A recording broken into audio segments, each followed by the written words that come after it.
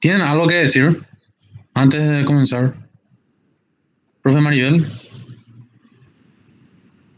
¿qué tal las No, vacaciones? Mini vacaciones. Se pasaron estudiando, parece. Claro, profe, todos los días. Todos los días, muy bien. Excelente como estudiantes de medicina.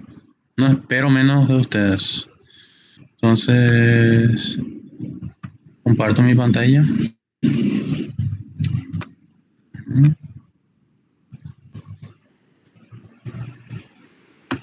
Un poco acá esto, no sé.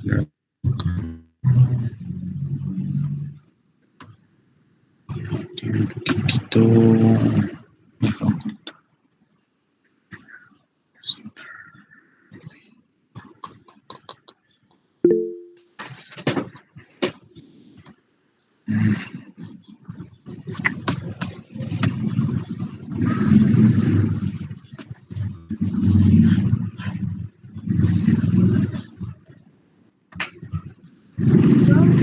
Esto para agrandar no, no parece. para agrandar. Maribel, si me puedes ayudar acá, no, no sé por qué no me aparece para agrandar la pantalla. Presentar, a ver un poco.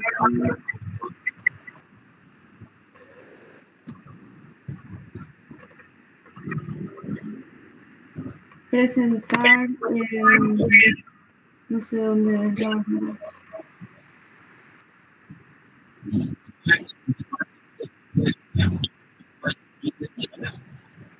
Ya está, no. Ya.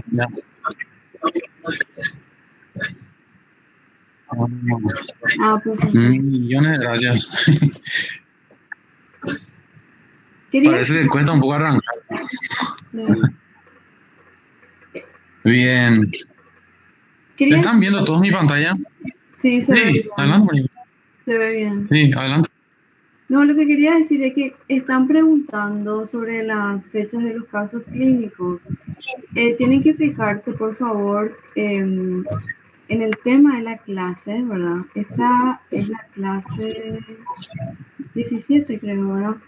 Entonces tienen que fijarse en el tema de la clase que está en el cronograma, ¿verdad? Y de acuerdo a esa clase va a ser la fecha de presentación del caso clínico, o sea que va a ser el tema de la clase que corresponde a la fecha que está en el cronograma. ¿Se entiende eso?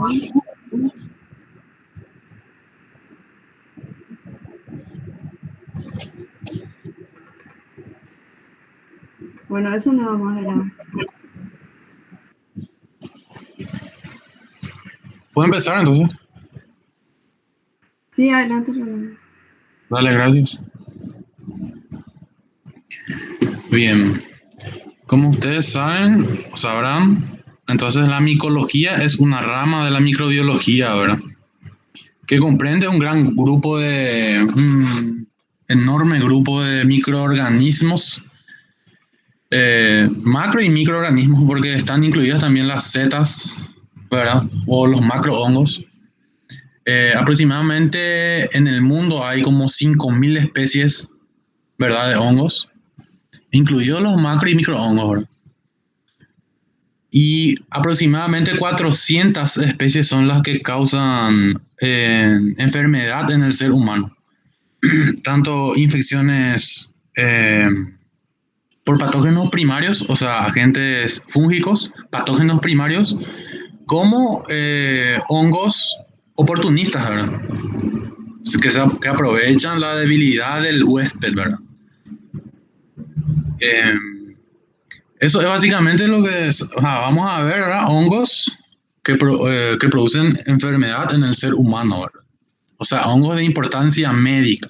En este apartado vamos a tocar a los hongos, o sea, las generalidades de la micología, ¿verdad? Del estudio de los hongos y las micosis superficiales y cutáneas, ¿verdad? Como sabrán ustedes, eh, la micología en su ambiente, digamos, en su sección clínica o las formas clínicas que puede producir son diversas, ¿verdad?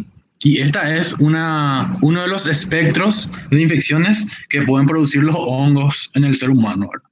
Las micosis superficiales, piel, que comprende piel, cuero cabelludo y uñas, ¿verdad? Y luego están las localmente invasoras o micosis de implantación, ¿verdad? Que comprende un grupo grande también de patógenos fúngicos. Y por otro lado, las micosis sistémicas, ¿verdad? Sistémicas.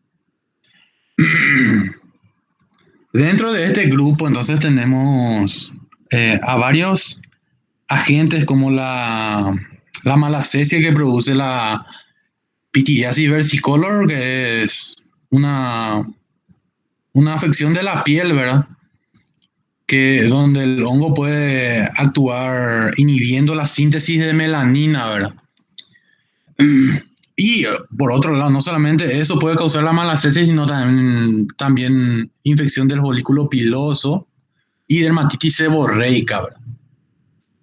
Luego tenemos a las diferentes piedras, piedra blanca y piedra negra, ¿verdad? Que también tienen sus agentes. Vamos a ir preguntando eso más adelante, ¿verdad?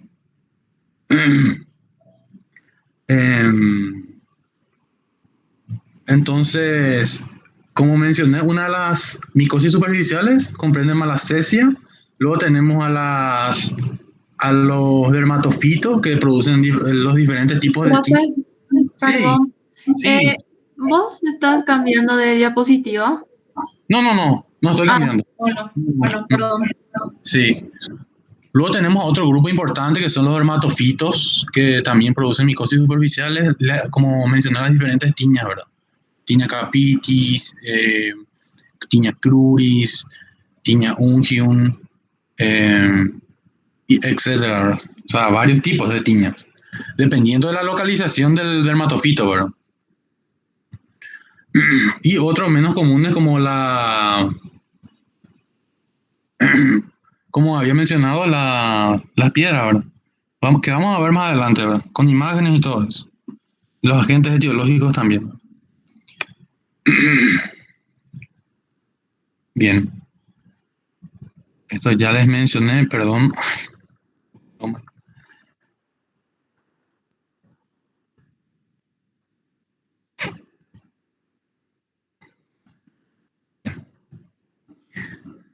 Como mencioné, entonces, tenemos aproximadamente, yo me equivoqué, dije 5.000, creo, 5 millones debía haber sido. 5 millones de especies de hongos y dentro de este grupo tenemos, o sea, los de importancia médica son 400 aproximadamente, ¿verdad? Que están en el ambiente, inmersos en el ambiente, ¿verdad? Tanto en la tierra como en el aire y agua, ¿verdad? Y de ahí, por supuesto, el humano se puede contagiar, ¿verdad? Puede adquirir por diferentes vías, ¿verdad? Tanto inhalatoria, dependiendo del hongo, ¿verdad? Inhalatoria, vía cutánea, por ingesta, por ejemplo, por vía oral, excepcionalmente. Bien. O sea, en la mayoría de los casos siempre tenemos, o sea, en la mayoría de los casos se tiene en cuenta solamente a las bacterias y virus, ¿verdad? Un poquito a los parásitos, ¿verdad? Pero se deja un poco de lado a los hongos, ¿sí? O sea, eso ocurre mucho en nuestro medio al menos, ¿verdad?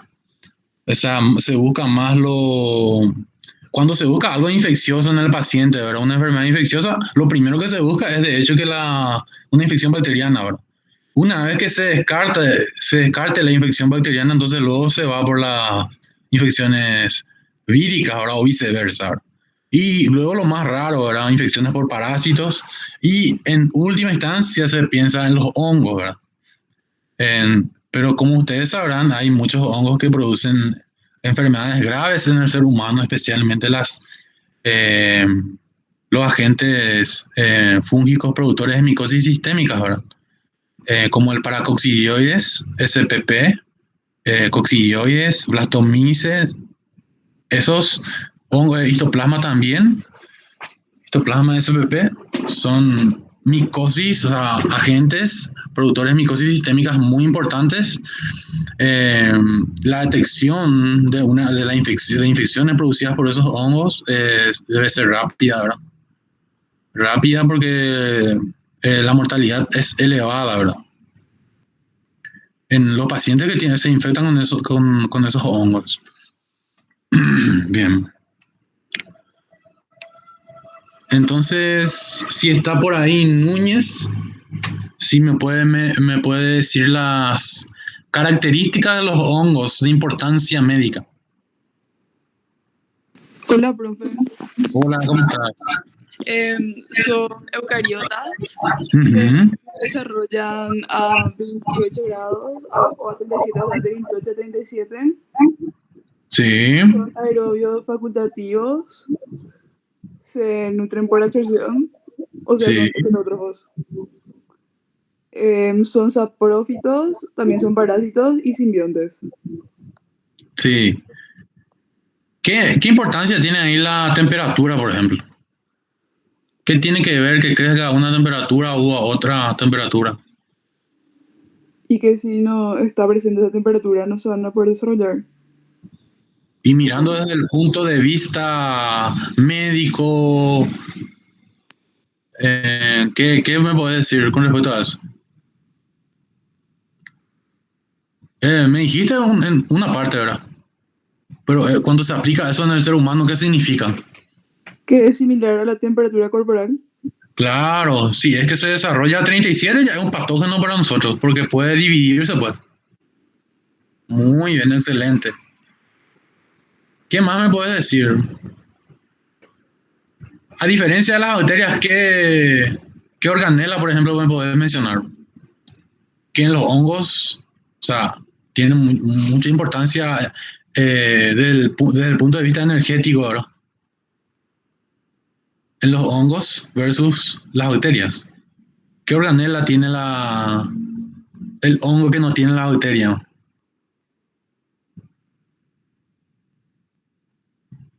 ¿Mm? Que le confiere energía, ¿verdad? Por supuesto. Que eso a su vez... Mitocondria. Cloroplastos, No, cloroplastos lo tienen las plantas. Mitocondria. mitocondrias. Las mitocondrias. Mitocondrias. Esa organela le ayuda mucho al hongo también, a un hongo patógeno para infectar, ¿verdad? Porque le da mucha energía. Entonces, para poder... Y eso se traduce en invasión de tejidos y producción de una enfermedad grave, ¿verdad? Y vamos a ver más adelante, hay un hongo que se llama Cryptococcus. La especie de Gatti, por ejemplo, tiene mucha cantidad de mitocondrias, ¿verdad? En su célula. Entonces, eso ayuda mucho a que puedas invadir los tejidos y diseminarse rápidamente.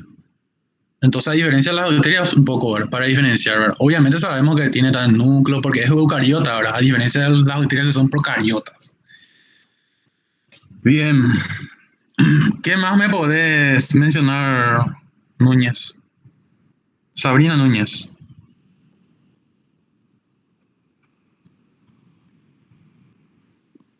Que pueden ser, tienen una reproducción sexual o asexual también. Sí. Que hay unicelulares y también hay multinucleados. ¿Cuáles son los hongos unicelulares? ¿Cómo son llamados comúnmente? Levaduras. Levaduras. Levaduras de importancia médica. Mencioname un poco. O si alguien puede ayudar, va a ser bienvenido.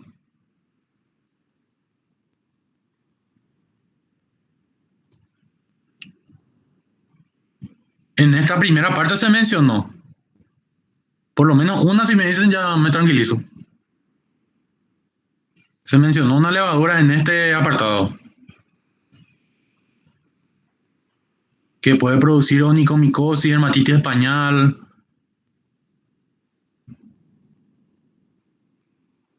tinapedis. ¿Cómo se llama ese hongo? Esa levadura.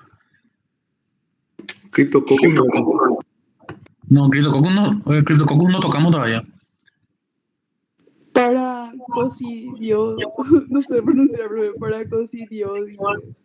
Paracoccidioides es un hongo que produce micosis sistémica.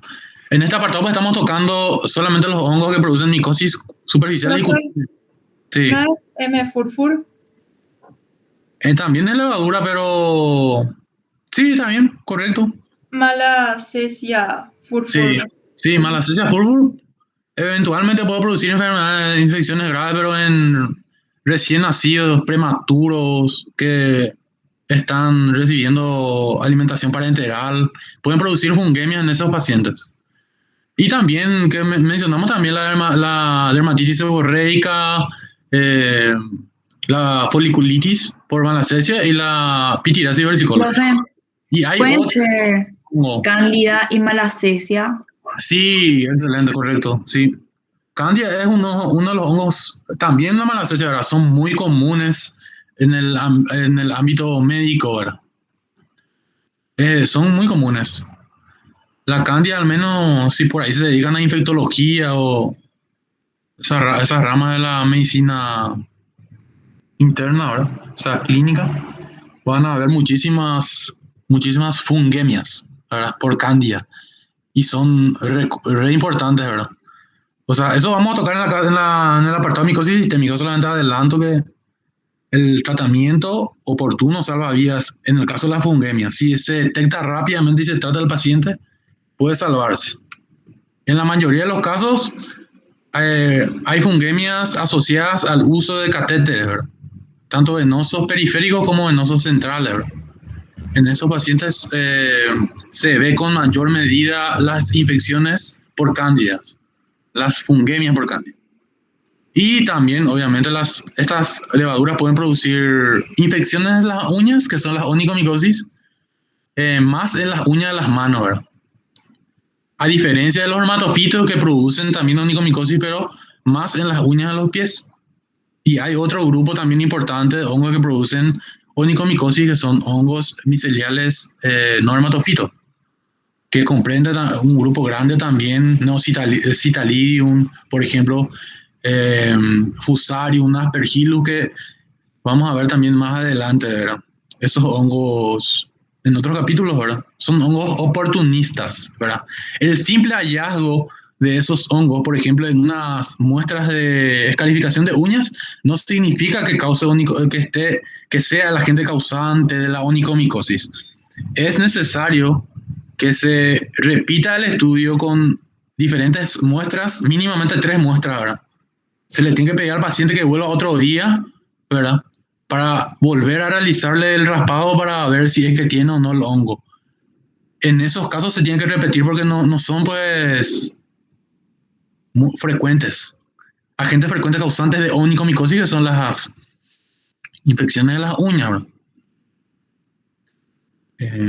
Bueno. Esto ya mencionó la compañera, ¿verdad? Si tienen duda, vamos a aclarar ahora mismo, ¿verdad? También las cándidas, por ejemplo, pueden formar parte de la microbiota habitual intestinal, también de la vagina, y pueden estar sin causar nada y alimentarse de lo que hay en el medio, ¿verdad?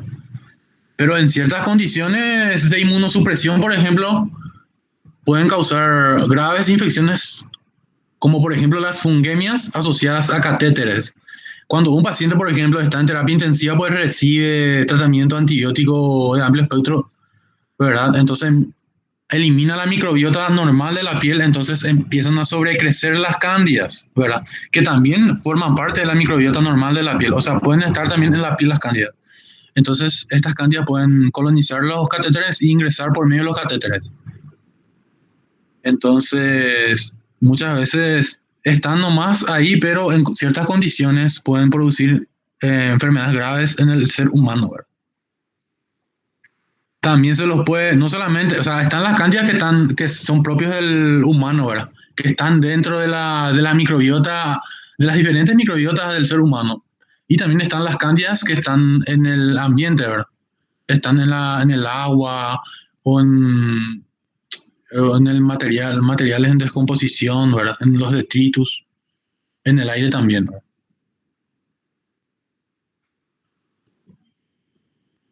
Bien.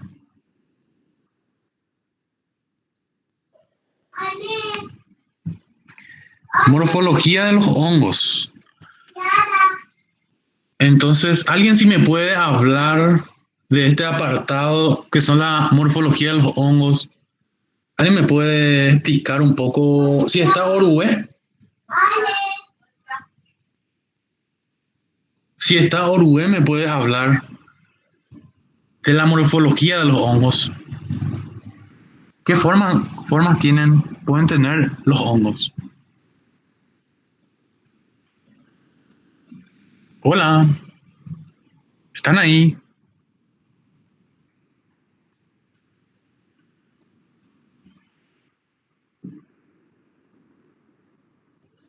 ¿Está Orué?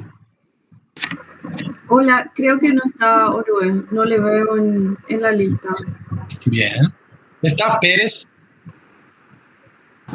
Hola, profe. Hola. Los hongos, profe, pueden ser unicelulares o multinucleados. Sí. Y su cuerpo se llama tallo. Sí. ¿Qué más? También puedo decir que las células únicas son a llamar ligaduras. Sí. Y los que tienen filamentos tienen, o sea, las hifas o filamentosos. Y va a constituir el micelio. Excelente. El conjunto de las hifas son el micelio. Muy bien. ¿Qué más? Que se desarrollan, profe, y van a agruparse formando así colonias. Exactamente. O sea, estos hongos, tanto las levaduras como los hongos miceliales, ¿verdad? O sea, los hongos que forman hifas no se ven a simple vista. O sea, yo no puedo ver un hongo a simple vista, a no ser de que yo cultive, por ejemplo, una muestra donde yo sospeche una micosis, de una micosis. Entonces yo, por ejemplo, va a un paciente y consulta por unas lesiones en las uñas, por ejemplo. Yo le tomo un raspado de las uñas y cultivo eso. Y previamente me fijo el microscopio ahora y veo las levaduras, por ejemplo, en uñas de mano. Una onicomicosis por cándida, pongan. Entonces, cultivo esas uñas y al cabo de 24 horas ya voy a ver colonias. O sea, conglomerado de levaduras que se van a ver visible, o sea, en el espectro visible del ser humano, una vez que alcancen una densidad poblacional elevada, ¿verdad? O sea, yo puedo observar esto, o sea, estas levaduras una vez que yo cultive la muestra, ¿verdad? ¿Sí? Pero aislados así en muestras clínicas solamente yo puedo ver microscópicamente, o sea, solamente utilizando el microscopio yo puedo ver a estos hongos. ¿Se entiende eso? ¿Se entendió? Sí, se entendió, profe. Ah, qué bueno. Entonces, lo importante de esto es que ustedes, cuando sean médicos, cuando reciban los informes, tienen que ustedes pensar ya en un género y especie, ¿verdad?, causante de una micosis. O sea, si ustedes reciben el informe de un laboratorio de microbiología, por ejemplo, cuando se informa, por ejemplo, en el examen directo de una muestra, cualquier muestra, ¿verdad?, ya sea uña, pelo, cuero cabelludo, una muestra de un, qué sé yo, de un líquido abdominal o una muestra de un hemocultivo, por ejemplo. Si ustedes reciben un informe que dice, se observan elementos levaduriformes o se observan levaduras, por ejemplo, o se observan elementos levaduriformes y pseudohifas, eso ya ustedes tienen que pensar directamente en una cándida ya, por ejemplo, ¿sí? Ustedes van a tener su sospecha, pero ustedes para el tratamiento, obviamente empírico, tienen que saber ya que cuando reciben una muestra, un resultado de laboratorio de microbiología que diga, se observan elementos levaduriformes, tienen que pensar en levaduras unicelulares. Ya mencionamos a la malacesia, mencionamos también a las cándidas, hay otras, por ejemplo, como la rhodotórula, el trichosporon, Esos son todos, o sea, son levaduras, ¿verdad? Pero los más comunes son la cándida y la malacesia, ¿verdad? Y dependiendo del sitio que infecta, entonces ustedes tienen que ya más o menos sospechar para el tratamiento empírico. Eso es por un lado. Y si es que reciben un informe, por ejemplo, que diga, se observan hifas y alinas. O sea, hifas y alinas son hifas transparentes que no tienen color. Hifas y alinas tabicadas, o sea, hifas y alinas que tienen divisiones en su trayectoria, tienen que pensar ya en hongos filamentosos. Eso nomás como algo introductorio nada más, porque eso van a ver con las otras clases, más o menos van a poder discernir entre lo que es una levadura y lo que es un hongo micelial, ¿verdad? Profe, Sí. y al ver un hemograma, por ejemplo, se puede... O sea, ¿qué estaría alterado? Por ejemplo, en una infección bacteriana los neutrófilos están aumentados. En una infección de hongos. Y en cuanto a los hongos, en cuanto a las levaduras, por ejemplo, los neutrófilos también pueden estar aumentados porque son los que más pueden luchar contra estos patógenos, ¿verdad? Los neutrófilos. Tienen que estar aumentados los neutrófilos. En ciertas infecciones como candidiasis, por ejemplo, pueden estar aumentados los neutrófilos porque son los que más luchan contra la infección fúngica, ¿verdad? En el caso de las cándidas.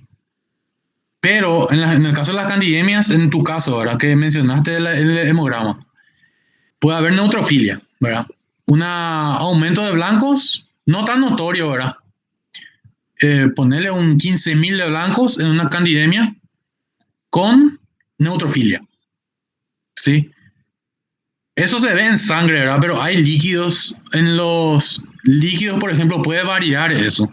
En el caso de la Cryptococcus meningia, por ejemplo, o en una muestra del LSR, lo que más se ve, o sea, cuando yo veo el LSR, puedo ver los leucocitos, una cantidad de leucocitos muy baja, y el predominio es casi siempre de monocitos, o sea, de mononucleares, en una Cryptococcus. O sea, puede variar eso entre las levaduras también, ¿verdad? Entre los hongos, ¿verdad? Profe, Sí. Ya, gracias. Un ratito, antes, esos son casos en el caso de las levaduras, pero en el caso de las infecciones, por ejemplo, por hongos filamentosos, no son comunes en esos pacientes, por ejemplo, aspergilosis invasiva o fusariosis invasiva, son hongos, pueden estar en el ambiente, ¿verdad? Inmersos en el ambiente, pero ocasionalmente infectan al hombre en casos de inmunosupresión severa. ¿En qué caso se ve? En los pacientes con neutropenia severa, o sea, pacientes que tienen neutrófilo cero en sangre, por ejemplo. En esos pacientes puede haber una aspergilosis invasiva, ¿verdad? Que esas infecciones son muy graves.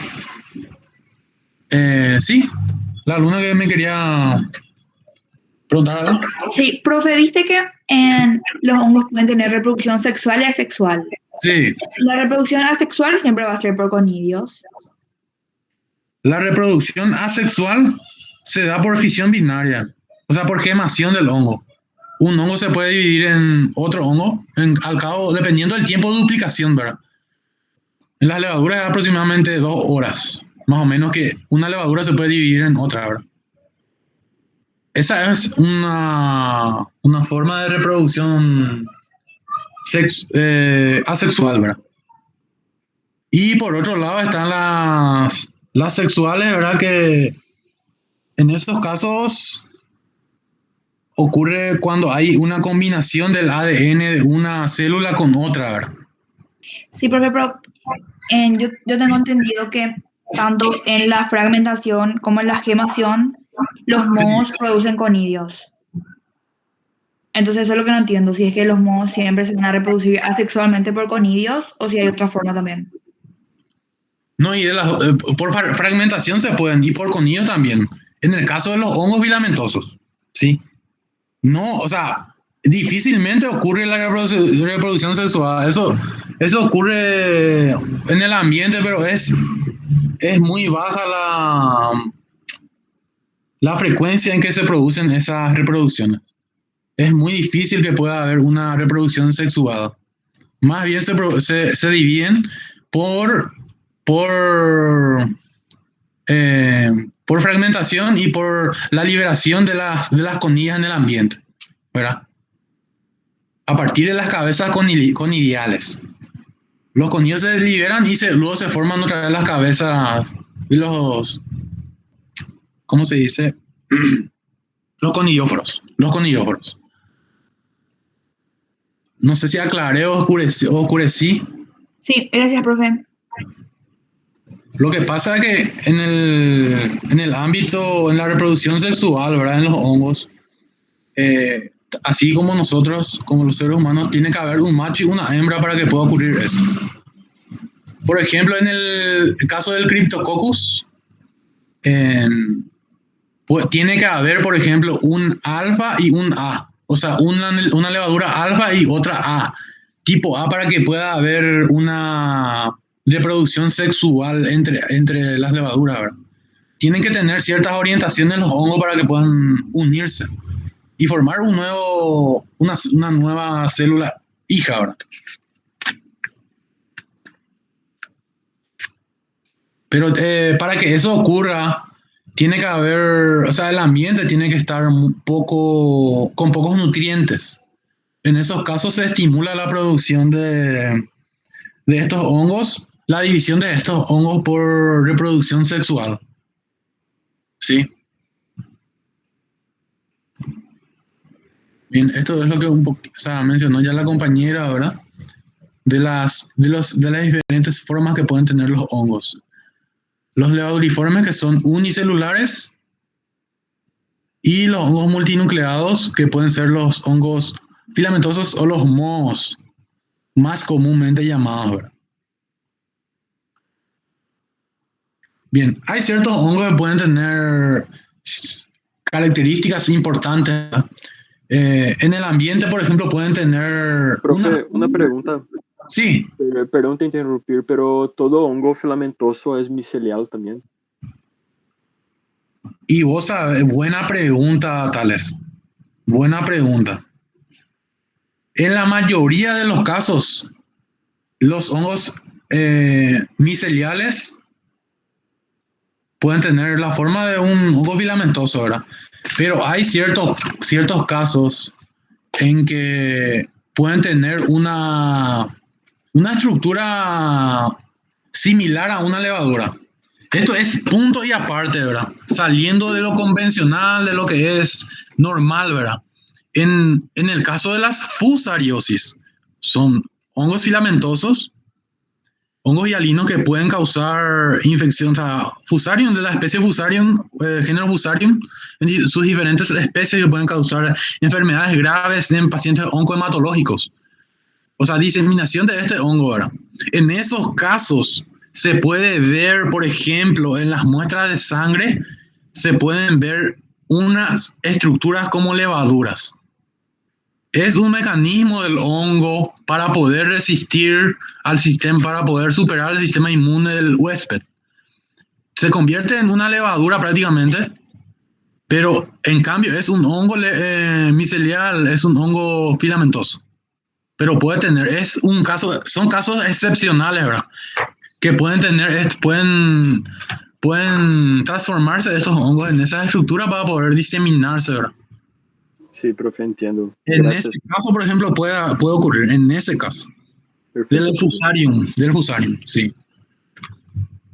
Pero normalmente se tiene que ver los hongos miceliales en las diferentes muestras clínicas. En una aspergilosis pulmonar, por ejemplo. En una aspergilosis pulmonar, yo recibo una muestra de esputo en el laboratorio y observo en el examen directo hifas hialinas tabicadas en ángulo de 45. O sea, una hifa que puede tener o no cabeza conidial, ¿verdad? O sea, que puede tener toda la estructura o no, puede estar fragmentado. Por ejemplo, al preparar la lámina, pues se fragmenta el hongo. Entonces, se puede fragmentar, entonces puedo ver parte de la estructura del hongo nada más, ¿verdad? Así normalmente yo tengo que ver a un hongo micelial en las muestras clínicas. Y así se tiene que ver normalmente, ¿verdad? Pero como mencioné, en el caso del fusarium puede ocurrir eso. Excepcional, es un caso excepcional. Bien. Continuando un poco con el tema del dimorfismo, dimorfismo significa que el hongo puede tener diferentes formas a diferentes temperaturas. Ejemplo es el Sporotrix, ¿verdad? SPP. Es un hongo que produce micosis de implantación, ¿verdad? Y tiene diferentes tipos, o sea, de formas clínicas, ¿verdad? Cutánea, linfangítica, puede producir cuadros también respiratorios que son muy raras, son muy raros esos cuadros. Osteomelitis también puede ocasionar, pero es re contra raro, ¿verdad? Son hallazgos muy raros. Profe, ahí te referís que dependiendo de la temperatura van a causar uno u otro caso clínico, ¿verdad?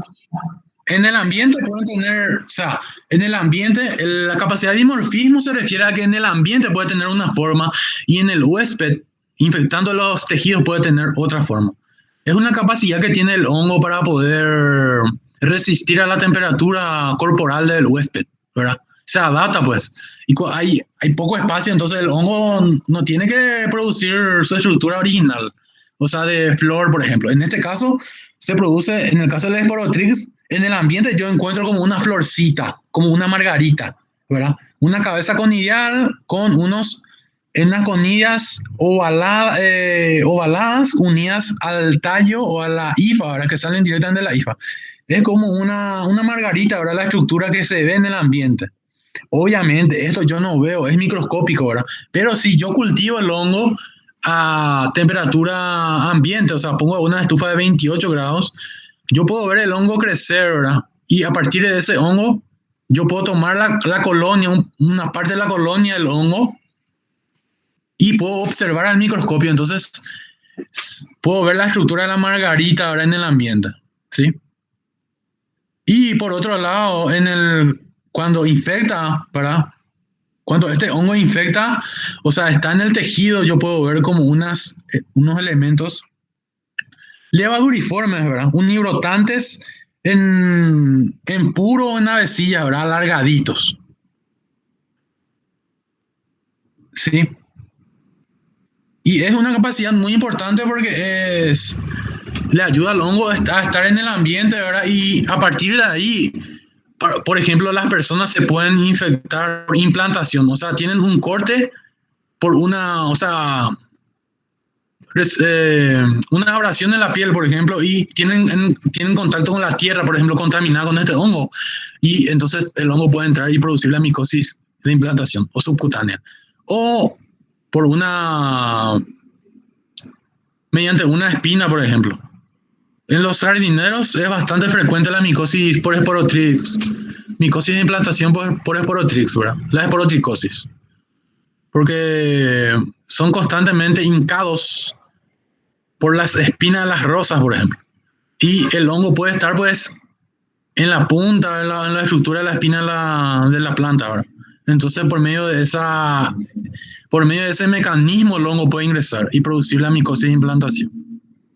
Hay casos excepcionales, por ejemplo, tuvimos un caso en un laboratorio de un señor, un capataz que quiso atrapar la Cipus novencintus, ¿verdad? En guaraní se lo conoce como tatú, ¿verdad? Tatú de 9 bandas, ¿verdad? Y él quiso atrapar el animal, ¿verdad? ¿Conocen el tatú? Sí, profe. Sí, profe. El armadillo de 9 bandas. Entonces, él quiso atrapar el armadillo y le arañó, ¿verdad? Le arañó en su brazo y semanas después desarrolló una esporotricosis linfangítica, ¿verdad? En ese caso, la puerta de entrada abrió la pezuña del armadillo, ¿verdad? Y en la tierra estaba el hongo, ¿verdad? Entonces, por medio de ese mecanismo pudo ingresar el hongo y producir el cuadro de esporotricosis en este paciente, ¿verdad?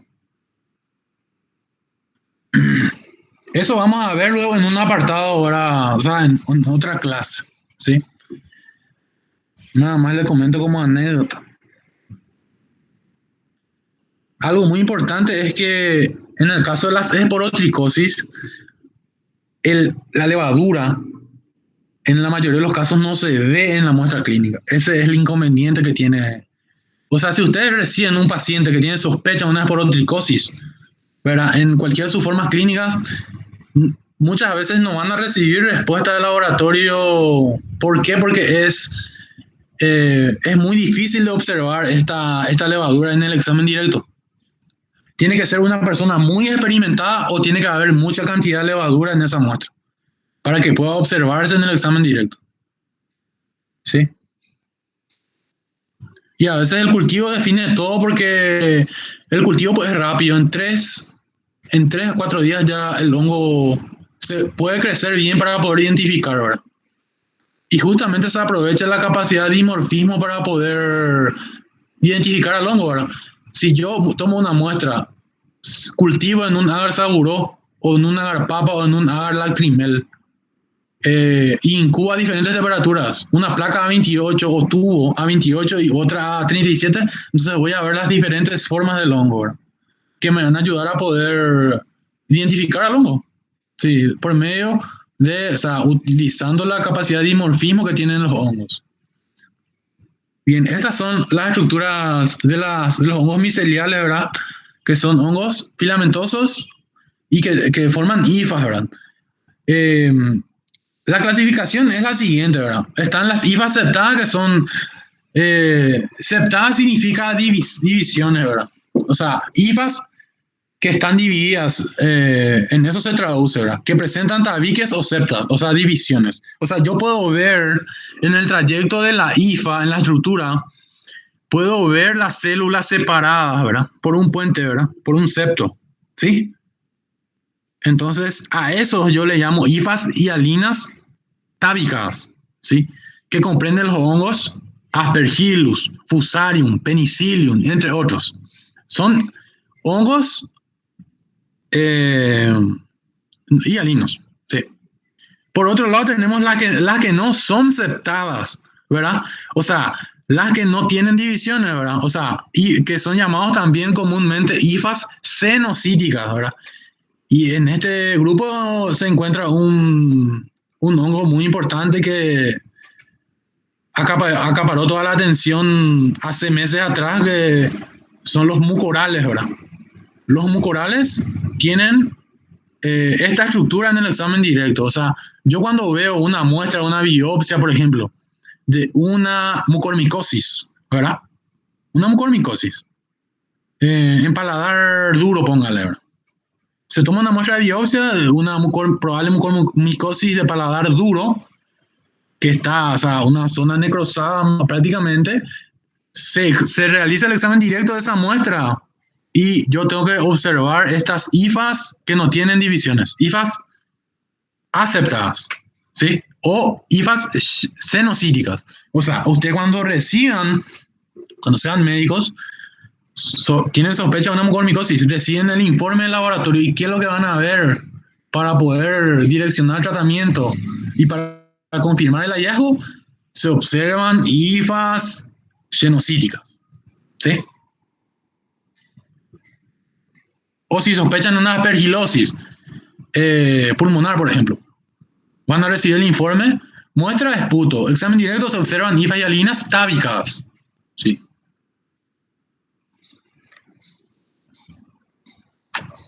Bien, estos son a partir de muestras clínicas, ¿verdad? Estos son nada más figuras que nos ayudan para poder diferenciar un poco. Y aquí podemos ver en muestras clínicas, ¿verdad? Hifas hialinas son los que tienen tonos claros, o sea, son las hifas transparentes, no pigmentadas. Acá no se puede nomás apreciar bien, ¿verdad? Las divisiones, porque es una imagen con poco zoom, pero tienen septos o divisiones. No sé Profe, si... no me quedó tan claro si las hifas hialinas son las tabicadas, ¿verdad? No, y las hifas hialinas pueden ser o no tabicadas. Ah, ya está, dale, gracias. Pueden ser o no tabicadas. En este caso, por ejemplo, los dos son hialinos, ¿verdad? Son hialinos ambos. No tienen pigmento ambos. Tanto las septadas como las aceptadas no tienen pigmento. En este caso sí. Las que son hifas de matiáceas son las que tienen color marrón o verde oliva oscuro. O sea, son hifas que tienen color. O sea, son hifas de matiáceas.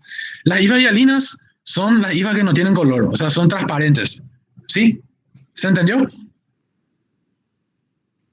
Estas hifas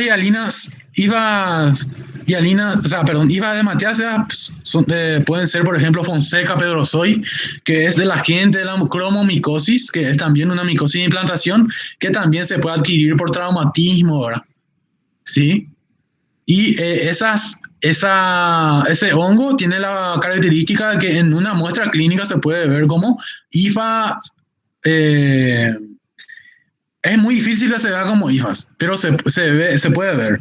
Más comúnmente se ve como unas estructuras llamadas células fumagoides, ¿verdad? Que son como unos granos de café, ¿verdad? Como unos granos de café. Eso vamos a ver en otro apartado luego, entonces. Pero son las hifas de matiáceas son las hifas que tienen color. Las hifas hialinas son las que no tienen color o tienen tonos claros, ¿verdad? Bien. Está el alumno Ramos. ¿Alumno de apellido Ramos? Sí, hola, profe. Hola. ¿Qué me podés decir con relación a la importancia de los hongos en la industria y enfermedades que producen? ¿Qué me podés mencionar, Ramos?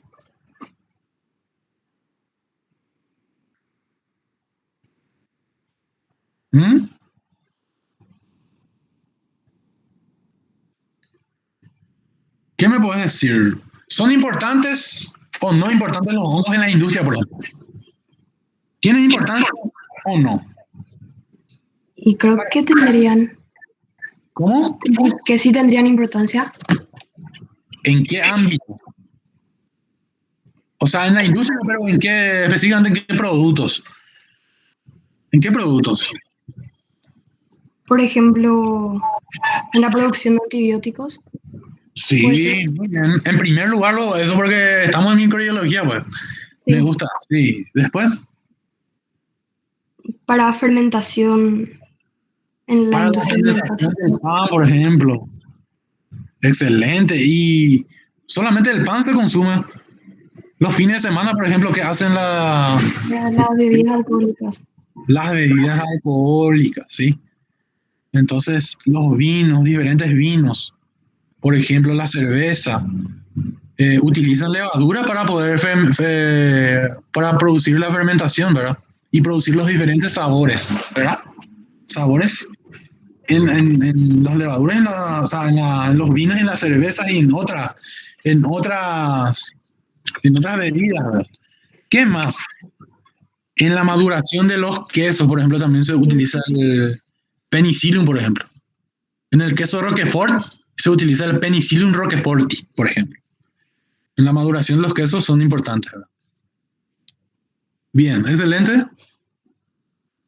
Ramos. Y algunas enfermedades, te digo, o Enfermedades, si me podés mencionar. ¿Qué enfermedades puede producir? por ejemplo, intoxicación, puede ser. Intoxicación. ¿Y cómo se puede dividir esa intoxicación? ¿En qué? Micetismo ¿En qué rama? Sí, muy bien. Micetismo, ¿qué y significa? micotoxicosis. Sí, muy bien. ¿Qué significa micetismo?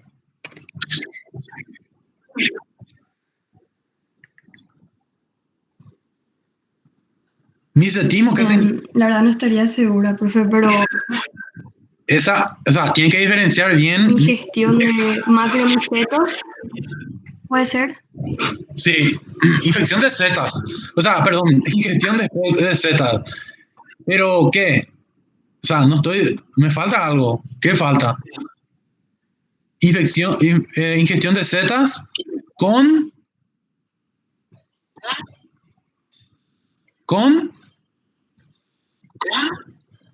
Envenenadas, que estén envenenadas sí, con toxinas. sí, hongos con toxinas, ya. O sea, el hongo, la seta, tiene toxinas. Yo cuando consumo el hongo, Setas venenosas. claro, consumo el hongo y ya, o sea, me intoxico de esa forma. A eso se llama micetismo, ¿verdad? Y por otro lado tenemos a las,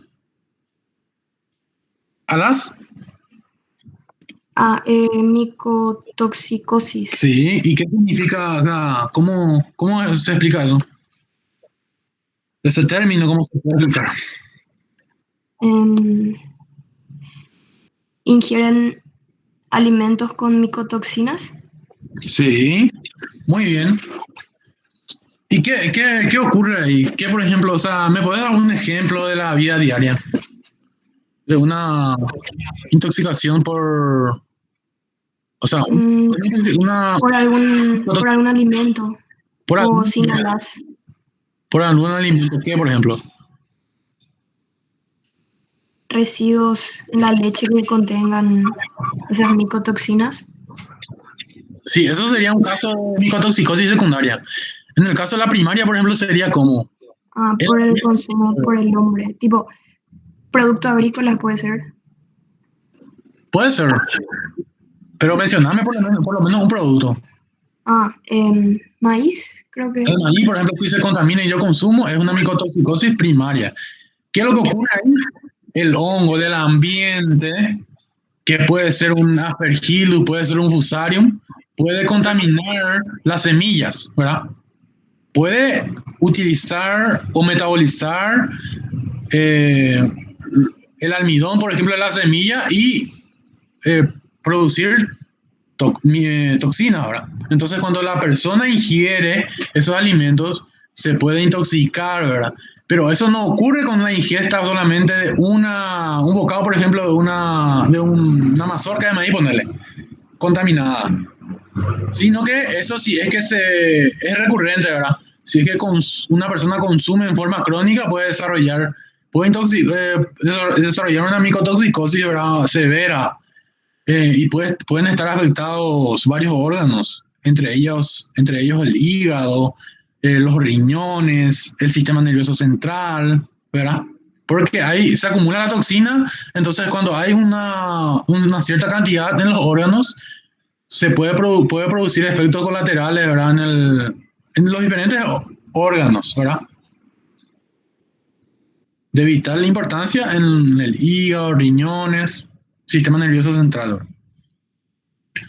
Y eso también, ¿verdad? Se puede traducir en un CA, por ejemplo, en un CA de colon, CA de hígado, CA de riñón, un cáncer, ¿verdad? Está asociado, fuertemente asociado al consumo, o sea, al desarrollo de cánceres en diferentes sitios, diferentes órganos, por consumo crónico de micotoxinas, ¿verdad? Y eso es importante entender aquí una cosa de que cuando se ingieren estos alimentos, por ejemplo, es muy común que el pan se contamine, por ejemplo, con estos hongos, el penicillium, el fusarium, el aspergillus. Si yo encuentro, por ejemplo, mi bolsa con mis panes contaminadas, ya no debo ingerir eso. ¿Por qué? Porque las micotoxinas difunden en en toda la estructura del pan, ¿verdad? O sea, no es que yo voy a cortar la parte donde está el hongo y ya puedo comer. Eso ya es una práctica que no se tiene que hacer. ¿Por qué? Porque la micotoxina está presente ya, difundida ahí en el pan, ¿verdad? Entonces, eso tienen que saber ustedes, que ya no se puede consumir. Una vez que se contamina el pan, ya no se tiene que consumir. ¿Qué más me puedes decir? ¿Qué más hay? No solamente de micotoxina. ¿Otra enfermedad me decís, profe? Sí, otras enfermedades. Alergias, sí. Mediada por IgE, ¿verdad? Predominantemente, ¿verdad? Bronquitis, neumonitis, sinusitis, son cuadros producidos por ejemplo, un hongo que me puedes mencionar que es importantísimo en esos cuadros. El hongo que causa la alergia, me decís. Sí.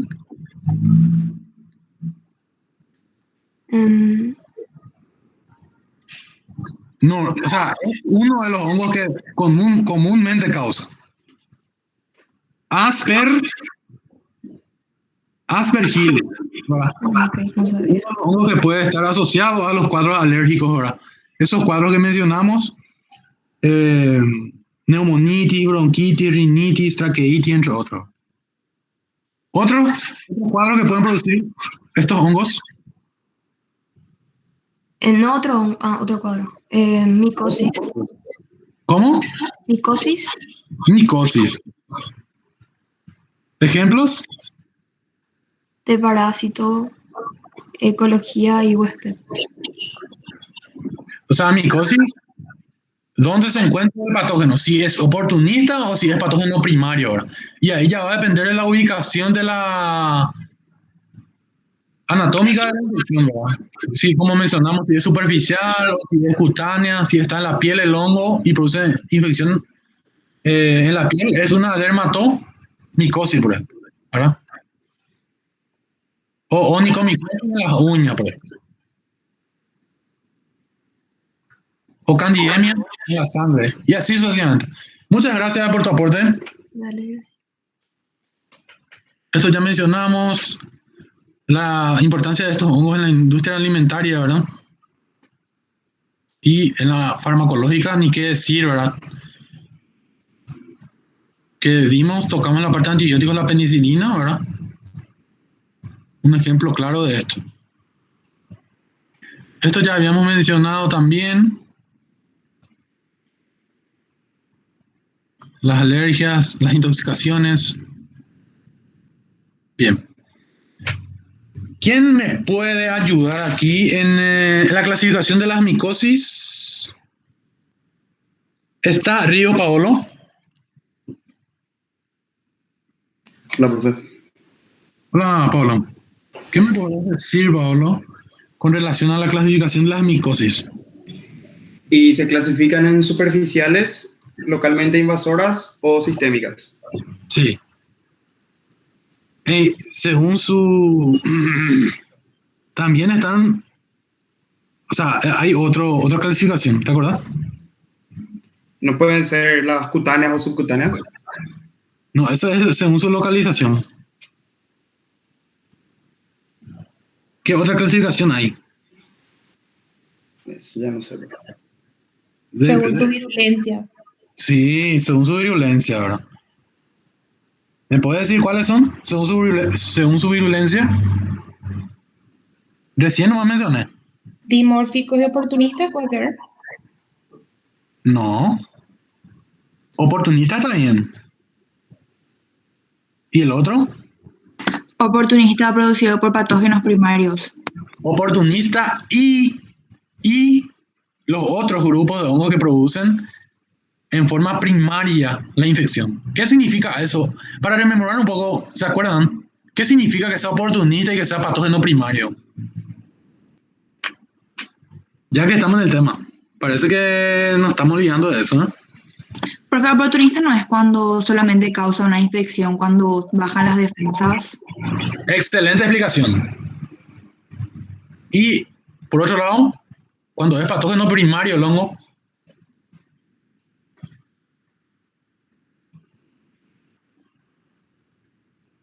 Y no puede ser que causa las enfermedades por más que no estén baja la defensa. excelente. O sea, independientemente del sistema inmune, si está norma inmune del paciente, igual puede causar infección en ese huésped. Sí, ese es el patógeno primario. Sí.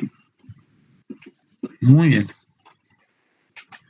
Excelente. ¿Qué me pueden decir de las micosis superficiales o cutáneas?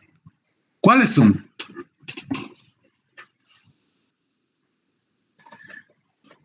¿Está todavía, Paolo? Sí, que la superficial está limitada a las regiones más superficiales de la piel luego, y ve el cabello. Sí. Mencioname algunas micosis superficiales.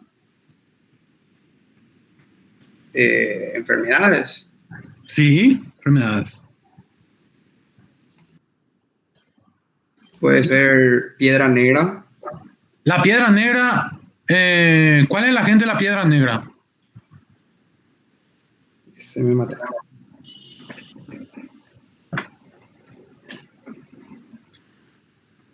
Piedra Negra. ¿Cuál es el agente? Piedrahia orte. Muy bien. Excelente. ¿Tu nombre, por favor?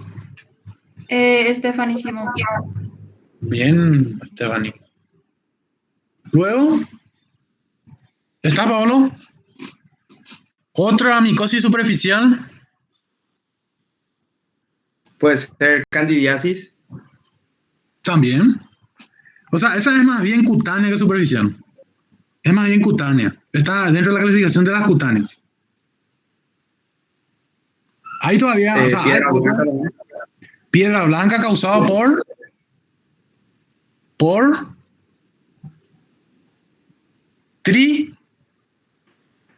Tricosporum. tricosporum. Muy bien, tricosporum SPP, ¿verdad? Y por otro lado, estuvimos mencionando al principio de la clase un hongo y una de las infecciones más comunes.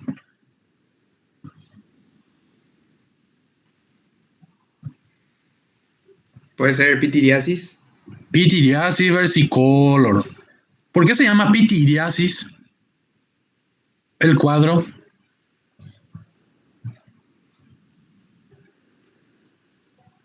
¿Por qué se llama pitiriasis el cuadro, Pablo? No tengo idea, bro. Porque anteriormente el agente, taxonómicamente el agente etiológico de la pitiriasis, ¿verdad? O la malacesiosis se denominaba Pityrosporum ovale, ¿sí? Por eso la enfermedad se llama pitiriasis, ¿verdad? Actualmente, la taxonomía actual clasifica a la producción de esta enfermedad, la pitiriasis, el agente etiológico es la malacesia, ¿verdad? La malacesia SPP, ¿verdad? Bien. Después, hay otro que no mencionaste que es también importante, pero es muy rara. Dermatofitosis puede ser. No, esa es cutánea. Acá estamos en superficiales. Piedra blanca, piedra negra, pitiriasis y Tiña negra.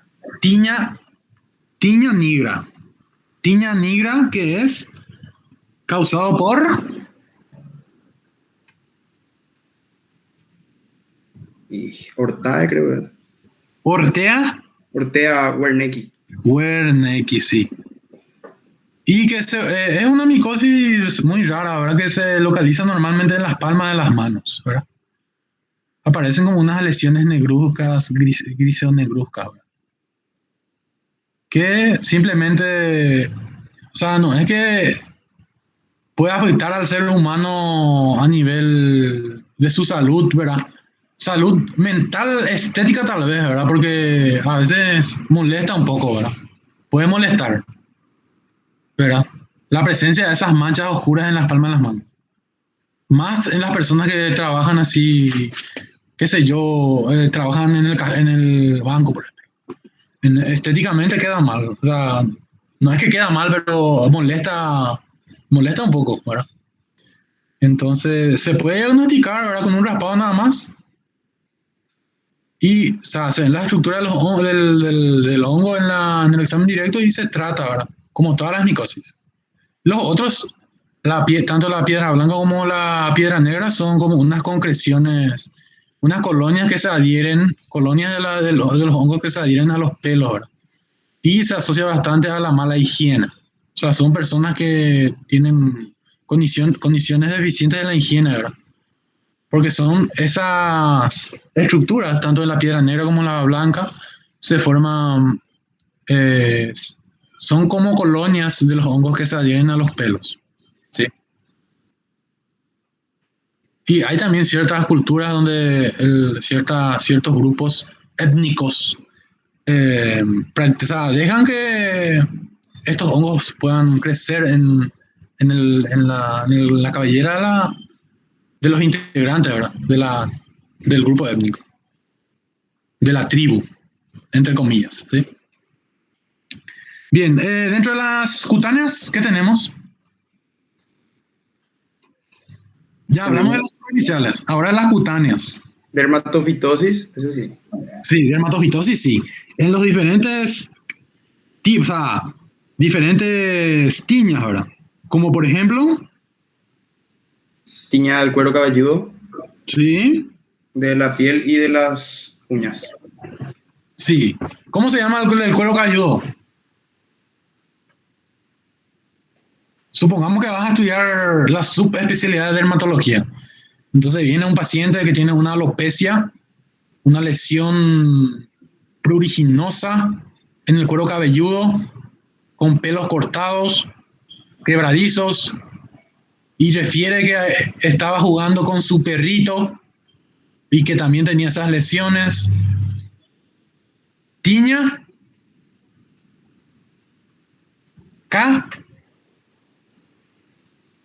capitis. O sea, dependiendo de la ubicación. Tiña cruris. Tiña corporis en el cuerpo. Ya, profe. Igual no voy a hacerlo dermatólogo. Ah, no. Es como ejemplo nada más. No te he dicho, no. Ejemplo, sí. Tiña ungium, por ejemplo, en las uñas, ¿verdad? En el espacio, en el pie, por ejemplo, tiña pedis. Y así sucesivamente. Luego tenemos dermatofitos agentes. ¿Me podés mencionar algunos agentes de dermatofitosis?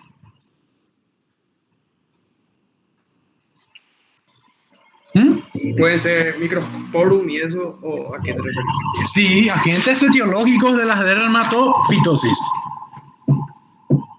Microsporum y luego Artroderma, luego Lofopiton, lofofiton, sí, sí, Nanicia, nanicia, que anteriormente era, ¿cómo? Tricofiton, Tricofiton, sí. y Epidermofiton. Bien, excelente. El género de Nanicia nació el año antepasado por ahí. Es un género prácticamente nuevo.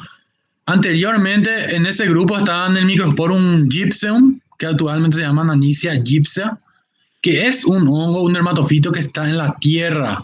Es un dermatofito geofílico.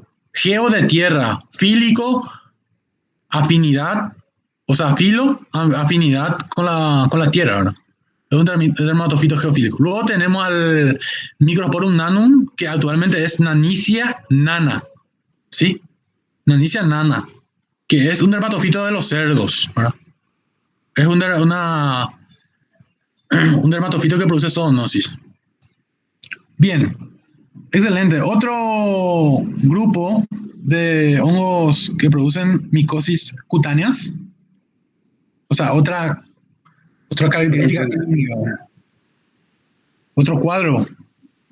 Candidiasis de la piel, de mucosas y uñas. Excelente. Después, Y la dermatomicosis. ¿qué comprende la dermatomicosis? Y mohos no dermatófitos puede ser. Sí. ¿Cómo? Neocitalidium y... Scopulariosis. Sí, esos hongos pueden causar onicomicosis. Entonces, son hongos hialinos, no dermatofíticos. O sea, en un 2 a 20% de las onicomicosis son causadas por estos hongos, ¿sí? En un 80% son causados por dermatofitos. Y también en un porcentaje menor las causadas por levaduras del género Cándida, ¿sí? Las cándidas, mencionaste dermatitis de pañal, ¿verdad? Dermatitis de pañal, las cándidas tuvieron un cambio taxonómico impresionante hace años atrás, ¿verdad? O sea, los más comunes nada más mantienen su nombre y apellido. Por ejemplo, Candida albicans, desde hace mucho tiempo se llamó así, ¿verdad? Y hasta hoy en día se llama Candida albicans. Pero hay otros como por ejemplo la Candida krusei, que es una cándida, una levadura que es resistente natural al fluconazol, droga de elección para el tratamiento de las candidiasis y candidemias.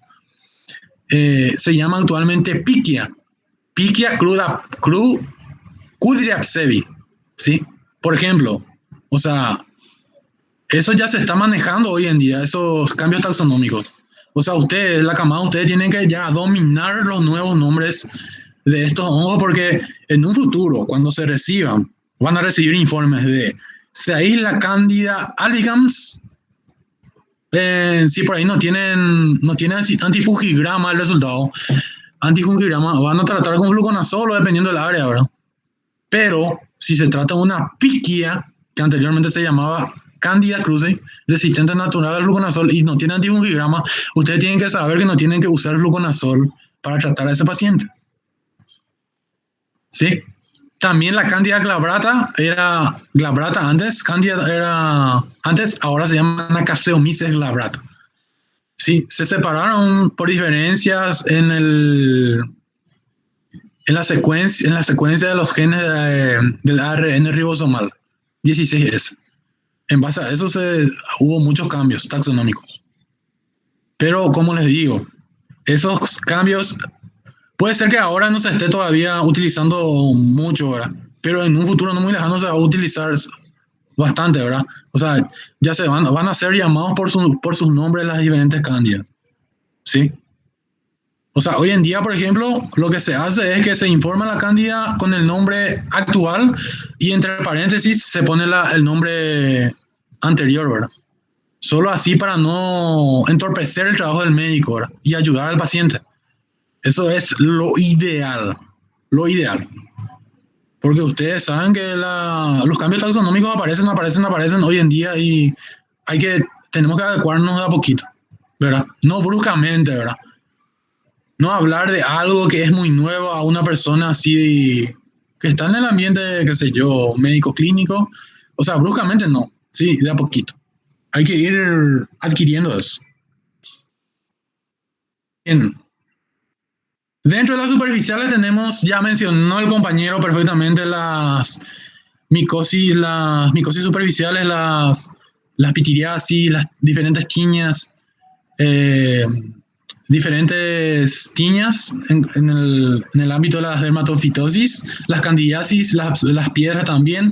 Las localmente invasoras se enmarcan las esporotricosis, las cromomicosis, los micetomas, la lobomicosis y la ficomicosis. Esto vamos a dar en otro apartado. Y las sistémicas que comprenden coccidioidomicosis, histoplasmosis, blastomicosis, paracoccidioidomicosis y candidiasis sistémicas. Esta clasificación es de acuerdo clínicamente, ¿verdad? Se clasifican de esta forma.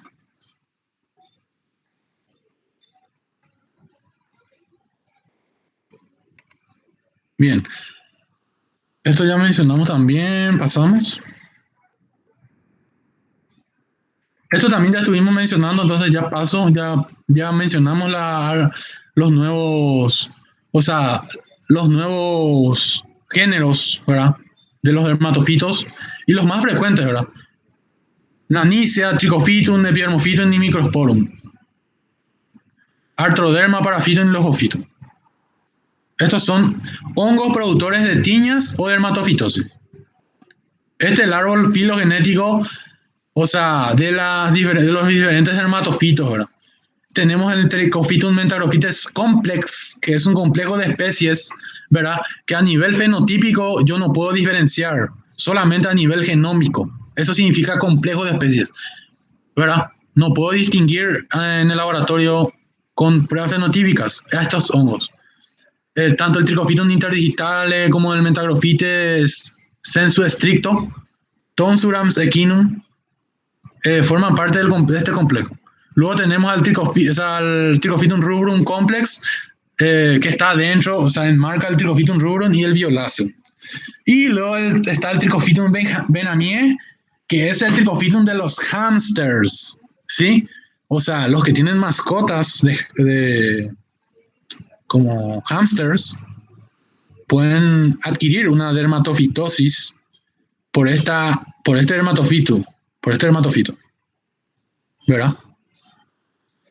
Y luego ya mencionamos a la Nanicea nana, a la Nanicea gypsea, y después está otro que también se llama Es medio difícil de pronunciar su nombre, ¿verdad? La Nanicia precox. Sí, precox. Y luego tenemos el Epidermophytum también. Estos también tienen sus clasificaciones a nivel, o sea, si infectan a humanos, si provienen de animales o provienen de la tierra, por ejemplo. El Trichophytum Metagrophytes, por ejemplo, es zoofílico, es de los conejos. El Trichophytum rubrum, por ejemplo, es de los hombres, es antropofílico. O sea, se transmite de humano a humano, de persona a persona. Y luego está la Nanicia nana, que es de la tierra, por ejemplo, que se puede adquirir tocando la tierra o teniendo contacto con la tierra. Algo muy importante que no se tiene que olvidar es que estas, o sea, las tiñas normalmente son causadas por estos hongos, ¿verdad? En niños menores de 8 años, ¿verdad? Y en adultos puede ser causada, o sea, pueden también causar tiñas, pero estoy hablando específicamente de la capitis. Vamos a ver también, vamos a tocar más adelante, pero adelanto nada más, que si es que tiene un tipo de inmunosupresión, si es un paciente lúpico, por ejemplo, o si tiene algún problema hormonal en esos pacientes, puede causar tiña, puede haber tiña capitis, ¿sí? Pero lo que más, o sea, lo que se ve comúnmente es la tiña capitis en criaturas menores de 8 años, ¿verdad? Sí, esto tenemos también el Paraphytum, Lophophhytum, Microsporum, Canis group, que comprende diferentes tipos de Microsporum, ¿verdad? Y Arthroderma. Bien, ¿alguien me puede mencionar las diferentes formas clínicas de la tiña del pie? ¿Me puede ayudar aquí Román Tamara? ¿Está?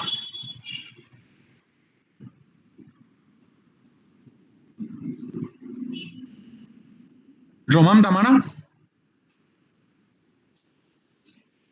Hola. ¿Está Román Tamara? Estoy, profe, espera que me colgué.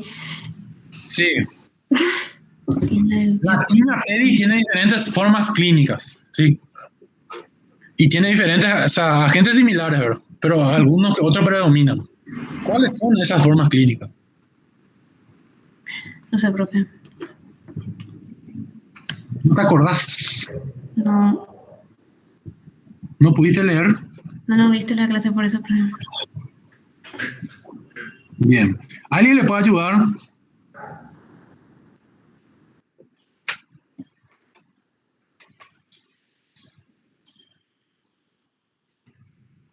¿Alguien le puede ayudar a la compañera? ¿Le puede ayudar Samudio? Sí, profe. Puede ser interdigital. Sí. Después lo que es crónica escamosa. Sí. Y la última que es la forma vesículo ampollar. Excelente. ¿Cómo es el intertrío interdigital? ¿Cómo es? ¿Cómo se ven las lesiones? ¿Y dónde se desarrolla? En el pie. Son como escamas secas. En los espacios interdigitales, ¿verdad? O sea, entre los dedos de los pies. Sí. ¿Y ahí qué se ven? ¿Se ven qué cosas? ¿Qué se ve? Como escamas que pueden llegar a ser tipo que puede ocurrir una lesión y todo, una fisura. Sí, o sea, puede haber una fisura, o sea, se puede tornar seca la piel o húmeda también y puede haber fisuras, ¿verdad? Y o sea, es muy pruriginosa, ¿sí? Da mucha comezón. ¿Cuál es el agente causal predominante en esta tiña interdigital? ¿Tu nombre cuál es? Maribel. Maribel. El rubrum. ¿Tu apellido? Samudio. Sí, rubrum es uno de los que puede causar. Y después, en menor medida, Epidermophytum, Candia, Trichophytum, interdigitales, mencionaste. Sí, y Flocosum.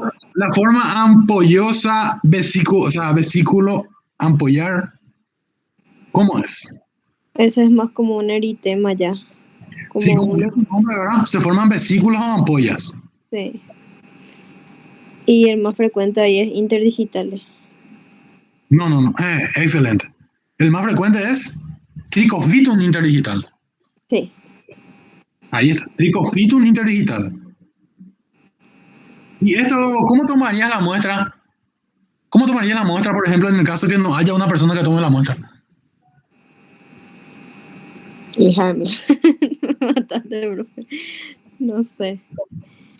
Suponte que estás en el hospital y no hay ninguna persona que tome la muestra. Entonces, queda a tu cargo. Queda a cargo de la dermatóloga. ¿Cómo harías la toma de muestra? Y vas a ponerla en tu pedido, descartar una tiña pedi, bro. ¿Cómo tomaría la muestra? No sé, profe, con un cultivo. O sea, pero mandaría sí o sí a alguien. No puedo. Bueno, Con un. primeramente vas a hacer antisepsia con un alcohol de 70 embebido, o sea, algodón estéril embebido con alcohol al 70%. Le pasas encima de la ampolla y con una jeringa de 3 punzas y aspiras. Y va a salir un líquido cero hemático. Y eso mandás, o sea, podés colocar por bioseguridad en un frasco de orina estéril boca ancha y rotular con nombre y apellido, unidad del hospital, número de cédula y enviar al laboratorio con tu pedido. Descartar tiña pedi y ya está. ¿Verdad? Eso básicamente. Y después, ¿cuál es el último, verdad? ¿Cuál es el último? El que es escamosa, crónica escamosa, en mocasín, que es más, tipo abarca la planta del pie, el talón, O sea, casi más o todo menos el pie. todo el pie lo agarra. Sí, casi todo el pie. El talón, la planta. Y puede ser tan uni o bilateral, o sea, en ambos pies puede ser. ¿Cuál es el agente predominante aquí? Rubrum también, como el primero que... Rubrum, Trichofitum rubrum. Y luego le siguen otro, ¿verdad? Interdigitales y flucosum. Epidermophytum flocosum. Bien. Excelente, gracias por tu aporte. ¿Tu apellido, por favor? Samudio, profe. Ah, ya. Maribel Samudio. Sí. Ah, ahora sí. Perdón. Sí, si me puede ayudar, se revían, entonces, aquí ya explicó la compañera esto perfectamente, ¿verdad? Estas infecciones se suelen ver, o sea, en personas que no se secan bien los pies luego de bañarse. La humedad propicia el desarrollo de estos cuadros de tiña pedi, ¿verdad? Tanto la interdigital como el mocasín y la ampollosa, ¿verdad? La vesícula ampollosa. Estas personas pueden adquirir, las personas pueden adquirir la infección por medio de utensilios ajenos, qué sé yo, prestar a la media a una persona extraña, por ejemplo. Sí. Donde esa persona extraña desarrolló en el pasado una tiña pedi, por ejemplo. Las hifas del hongo pueden quedar por las vestimentas por mucho tiempo, ¿verdad? Viables. Entonces, cuando una persona tiene contacto con una vestimenta contaminada, entonces el hongo puede infectar de esa forma. De esa forma se puede transmitir. O también por escamas de piel, ¿verdad? Donde el hongo está presente, por supuesto.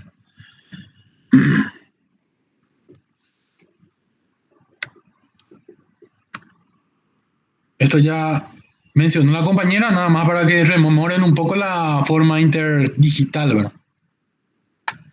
Luego está la vesículo ampollar, que se ve en forma aguda, ¿verdad? Y es importante la detección de esto, ¿por qué? Porque también se puede propagar a todo el cuerpo si es que la persona se rasca, por ejemplo. Imagínense una persona que se rasca, desarrolla una tiña pedis o una tiña en cualquier parte del cuerpo. Ustedes cuando sospechan de una tiña, especialmente las personas que tienen mascota, unas lesiones circulares con bordes eritematosos, pruriginosos, tienen que rápidamente ir a consultar con el dermatólogo, ¿sí? Porque eso se puede diseminar en todo el cuerpo. Ustedes si tocan y tocan otra parte de su cuerpo, tocan la lesión y tocan otra parte de su cuerpo, se puede diseminar. ¿Verdad? ¿Por qué? Porque es importante. Hablo de mascotas porque las mascotas pueden tener estos dermatofitos, ¿verdad? En forma asintomática, ¿verdad? O sea, yo no veo lesiones aparentemente en mi perrito, por ejemplo, pero sin embargo puede tener el perro por su piel o por su pelo del hongo. Hay cachorros, o sea, mascotas que desarrollan ya la infección de piel por estos hongos, ¿verdad? En ese caso sí me voy a dar cuenta. Bien. Luego la forma de mocasín, donde se aprecia una hiperkeratosis en la planta del pie impresionante, que eso nos tiene que llamar un poco la atención, ¿verdad? También puede abarcar el talón y los bordes laterales.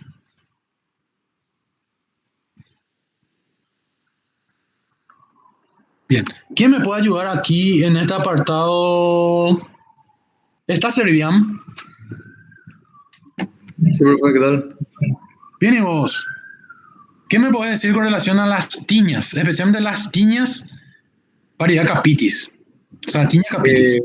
Sí, este era el que atacaba el cuero cabelludo. Sí.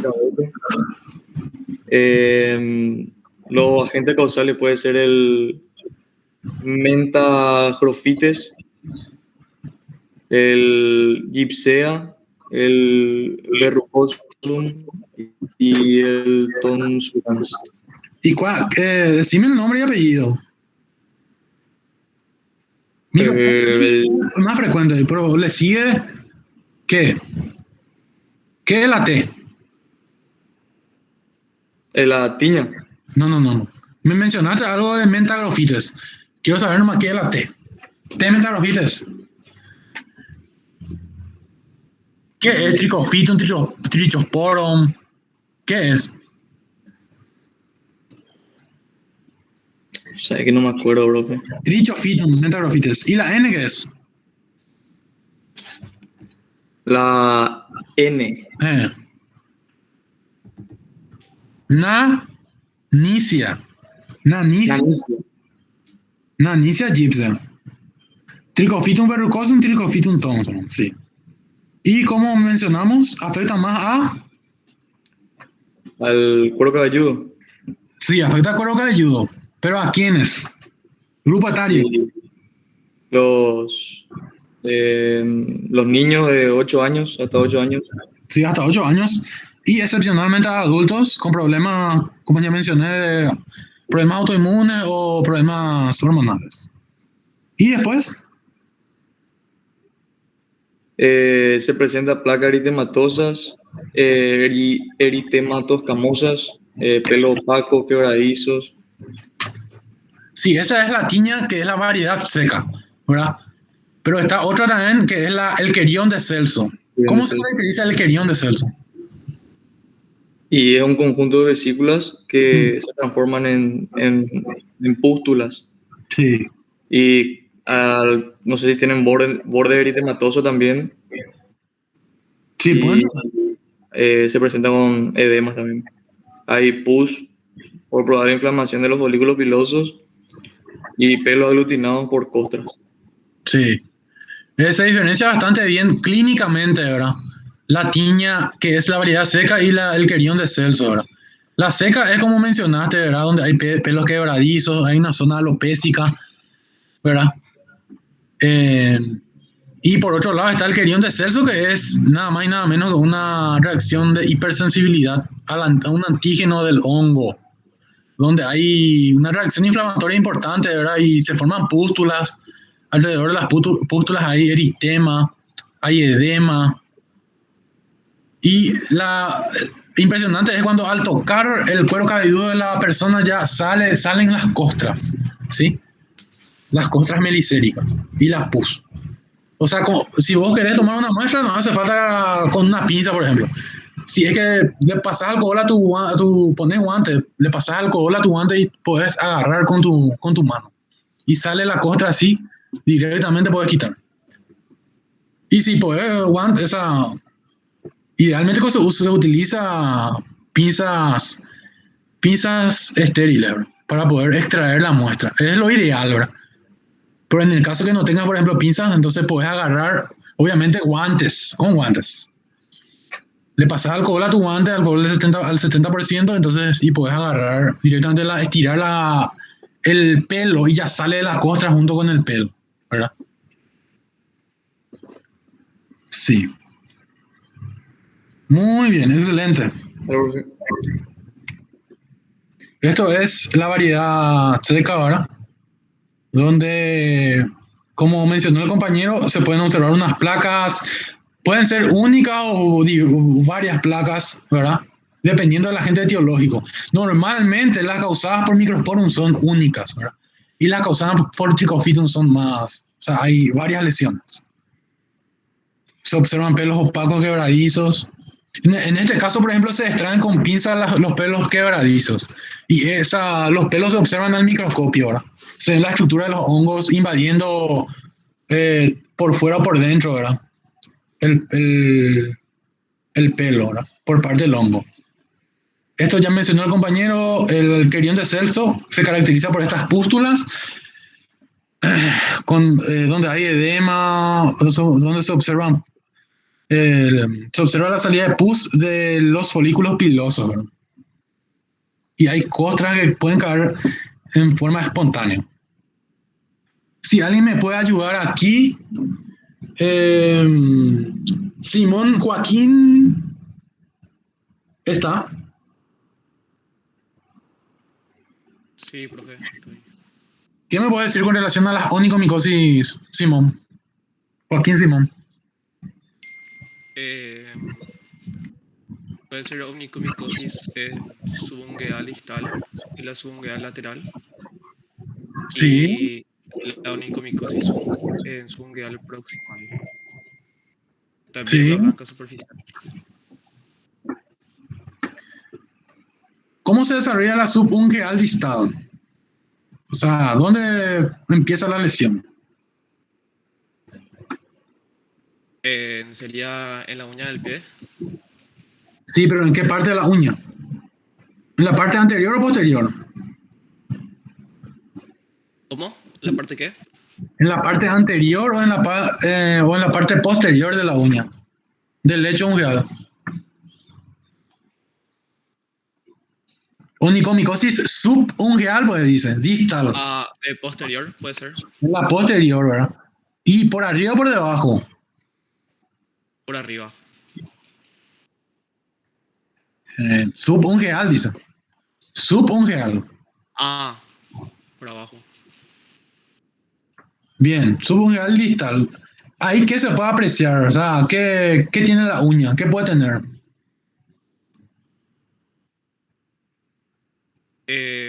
Un engrosamiento de la placa ungueal. Sí.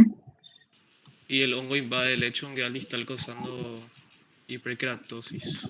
Sí. O sea, un acúmulo de queratina, o sea, de uña ahí, ¿verdad? Sí. Un aumento del grosor de la uña, ¿verdad? A consecuencia de la infección por el hongo, ¿verdad? Y que también puede haber destrucción, ¿verdad? Que se llama como onicólisis, destrucción de la uña. ¿Qué ocurre en la forma lateral?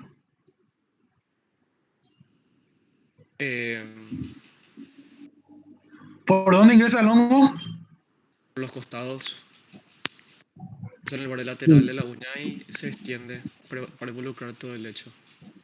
Excelente. Y luego, la blanca superficial, ¿cómo es? Superficial. Ajá. ¿Cómo dice por hoyos de la superficie de la uña? Sí, que se aprecian como unos parches blanquecinos. Sí.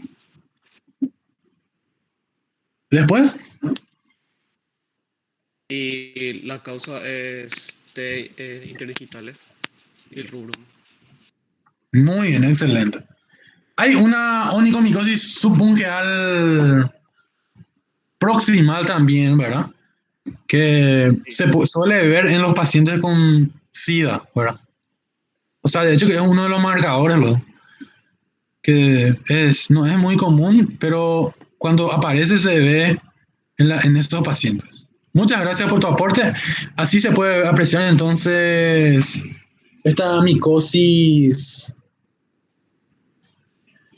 onicomicosis ungueal distal, ¿verdad? Donde se puede ver una hiperkeratosis en el lecho ungueal.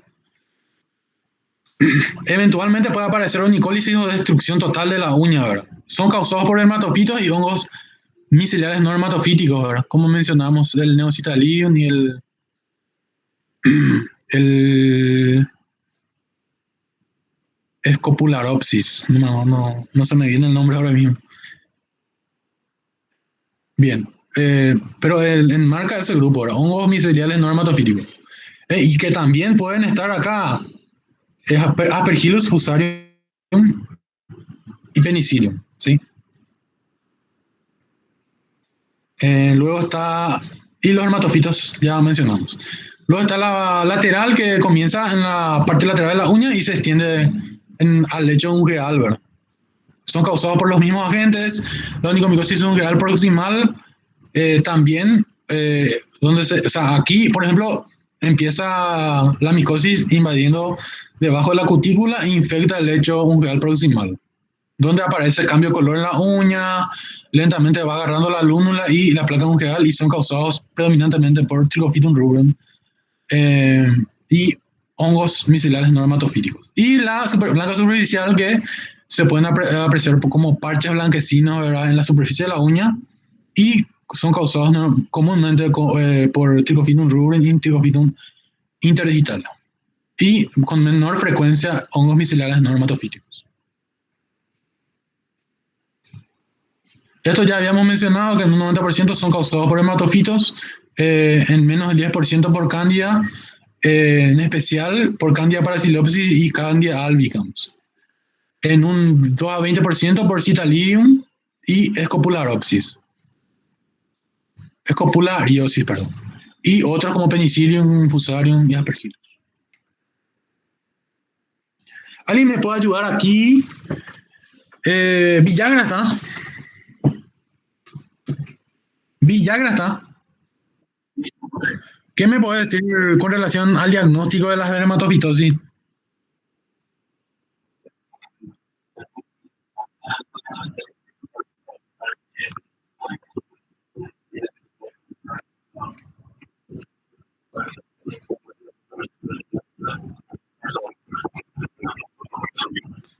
Una vez que vos tomás la muestra, ¿qué se hace? Ya mencionaste todas las muestras. Microscopio. Examen directo con ¿qué reactivo? El KOH, hidróxido de potasio, que digiere el tejido para poder permitir la visualización de las estructuras fúngicas. ¿Y qué se hace posteriormente?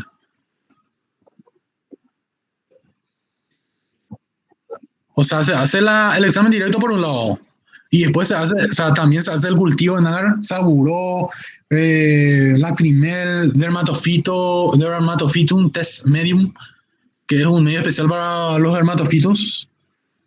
Y se incuba a 26 y a 28 por 4 semanas aproximadamente para ver la estructura de la colonia del hongo y consecuentemente ver la forma microscópica ahora. Si vos ves el pelo, ¿cómo podés, o sea, en qué disposición podés ver las estructuras de los hongos en el pelo?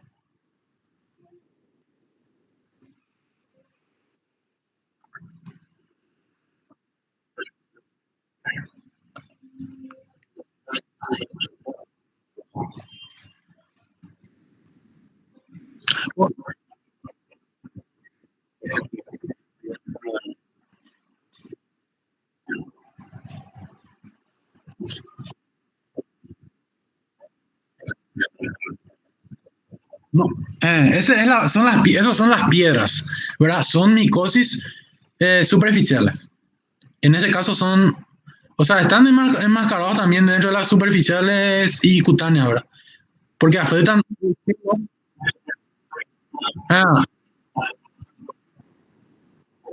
Sí, en el caso de la dermatofitosis, o sea, tinea capitis. El otro pues es No, es dermatofito, no son producidos por dermatofitos. La piedra blanca y negra son producidos por levaduras. ¿Sí? En este caso lo que se ve es si la estructura del hongo está dentro de la estructura del pelo o por fuera.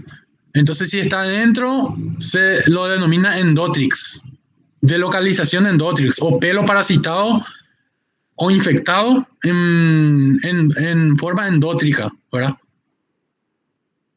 O si está por fuera del hongo, en forma ectotrix, ¿verdad?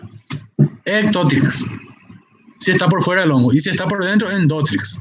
Y si es que está también por dentro, pero tiene unas estructuras, unas hifas, y se forman así burbujas en el interior de la estructura del pelo, se lo denomina fábico, ¿verdad? Sí. Entonces, voy a ir mostrando con imágenes un poquito cuáles son estos. Esto ya mencionamos de las... ¿Qué se hace con la muestra ahora? Dependiendo de qué muestra sea, piel, uñas, pelos, se hace una microscopía y un cultivo. Y luego se incuba ese cultivo a temperatura ambiente prácticamente de 26-28 grados por 4 semanas y luego se ven las colonias que crecen. Y dependiendo de las colonias que tienen características para cada género, son característicos, ¿verdad? Como por ejemplo en el caso de un Microsporum canis, las colonias normalmente son colonias blanquecinas, irradiadas, que producen un pigmento amarillo o naranja, ¿verdad? Por ejemplo, el Trichophytum rubrum, por ejemplo, tiene unas colonias blanquecinas, algodonosas, que en el anverso, o en la parte de atrás, en el reverso, en la parte de atrás, producen un pigmento rojo vino, ¿verdad? Y aquí se pueden apreciar en la parte superior las estructuras de el examen directo de escamas, ¿verdad? De piel. Se observan hifas y alinas tabicadas. Y en el pelo, el examen del pelo que está más abajo, se pueden apreciar el pelo parasitado por las estructuras fúngicas, ¿verdad? A nivel endotrix. O por hacia adentro, ¿verdad? Endotrix entonces es cuando las hifas o artroconidios están por dentro del tallo del cabello, ¿verdad? Del pelo. Normalmente la cutícula permanece intacta y los agentes normalmente son antropofílicos y entre ellos están el Trichophytum tonsurans, Trichophytum violacum. Por otro lado tenemos a la forma fábica donde se observan pelos en el interior y exterior con burbujas y hifas, ¿verdad? Hifas y artroconidios. Y luego por otro lado tenemos el ectotrix cuando está el hongo por fuera, ¿verdad? En este caso la cutícula del pelo está dañada, se destruye. Los agentes más comunes son el Microsporum canis, la Lanicia gypsea, anteriormente Microsporum gypsum, y Trichophytum equinum y verrucoso.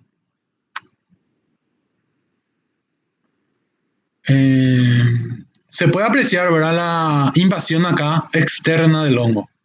O sea, está por fuera prácticamente invadiendo el hongo, el pelo, ¿verdad? O sea, yo puedo suponer, si es que yo observo esto, puedo suponer que el agente causal podría ser Microsporum canis, por ejemplo, o Lanicia gypsea, ¿verdad? O sea, no con la identificación ya, sino que suponiendo que. O sea, el dermatólogo cuando recibe un informe, se observan pelos parasitados por hongos en localización ectotrix. Puede ser que sea un Microsporum canis. Ya le voy a tratar como para un Microsporum canis, por ejemplo. Ya piensa el dermatólogo, por ejemplo, qué antifúngico le va a dar a ese paciente. O si va a ser vía oral o va a ser tópica.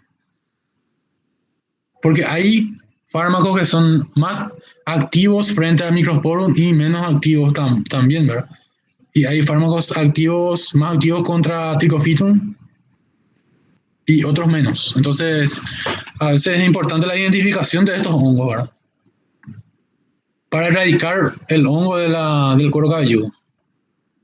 ¿Por qué? Porque es importante. ¿Por qué? Porque en el caso de algunas chiñas, por ejemplo, causadas por algunos dermatofitos del género Trichophytum, especialmente el Sean Laney, puede causar una tiña tiña permanente, ¿verdad? Si no se trata a tiempo del paciente y no cura, la persona puede tener una alopecia por toda su vida, ¿verdad? Pueden nacer con pelo y después, a medida que crece, ¿verdad? Puede quedarse sin pelo en la región donde está el hongo, ¿verdad? Entonces es importante a veces identificar al hongo y tratar a tiempo. Bien. Los más importantes vamos a mencionar acá, ¿verdad? El Epidermophytum, el género Epidermophytum, el más importante es la especie más importante del Flocosum, ¿verdad? Normalmente pues, las estructuras de este hongo aparecen en forma de unas macroconillas, que son estas estructuras, tienen paredes finas y tienen divisiones o varios septos, ¿verdad? Y estas conillas, macroconillas, salen directamente de las hifas. De esta forma se puede identificar microscópicamente. Y las colonias también pueden ser vellosas, amarronadas, ¿verdad? En el cultivo. No forman microconillos. Microconillos son unas estructuras pequeñitas, ¿verdad?